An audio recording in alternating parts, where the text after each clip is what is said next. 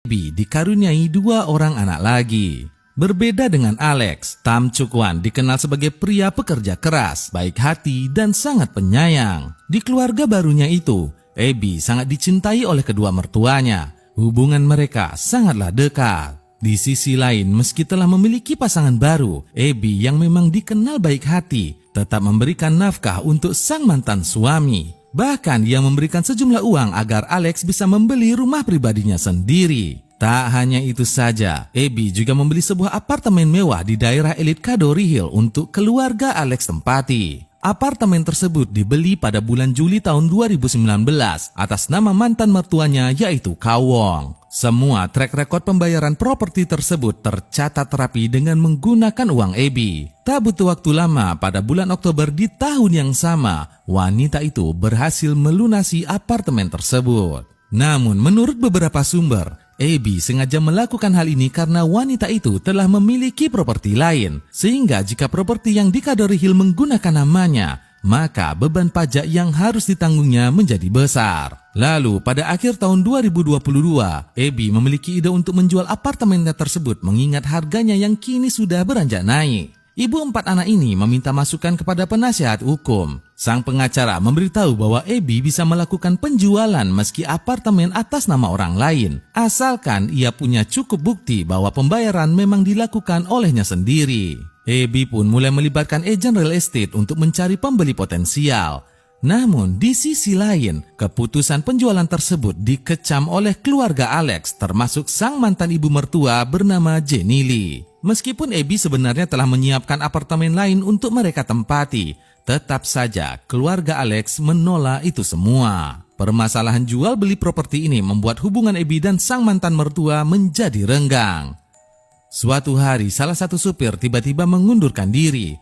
Keluarga Alex kemudian mengusulkan agar Tony yang merupakan kakak kandung Alex untuk bekerja menjadi sopir pengganti. Tanpa pikir panjang, Abby pun menyetujui permintaan ini. Kemudian siang hari pada tanggal 21 Februari tahun 2023, Abby berencana untuk menjemput putrinya di Hong Kong Science Park di kawasan Taipo. Saat itu dari rekaman CCTV pada pukul 14.15, terlihat Abby Choi keluar dan berdiri menggunakan baju putih lengan panjang, celana putih, sendal putih, dan tas berwarna ungu. Tak lama kemudian sebuah mobil Alphard putih mendekat ke arahnya.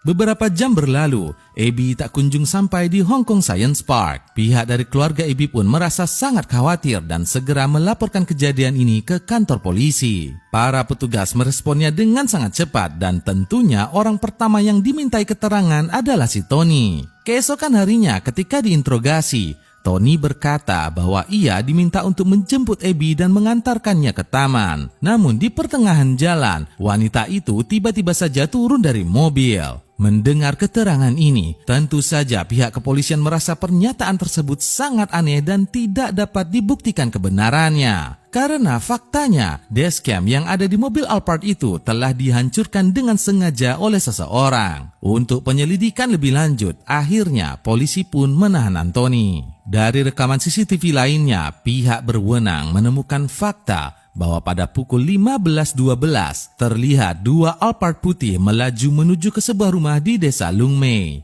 Tak lama setelah itu, rekaman CCTV memperlihatkan Anthony yang sedang membawa sebuah kotak plastik putih dan memasukkannya ke dalam mobil, lalu pria tersebut pun pergi dari tempat itu. Petugas kepolisian melanjutkan penyelidikan mereka dengan meminta keterangan dari pihak keluarga Alex. Tapi semua ucapan mereka sangat tidak masuk akal. Polisi pun berkata kepada awak media, "Setelah menerima laporan orang hilang, kami menghubungi ipar dan mertua Abby. Namun penyelidikan terhalang karena ketiganya memberikan pernyataan yang salah dan menyesatkan."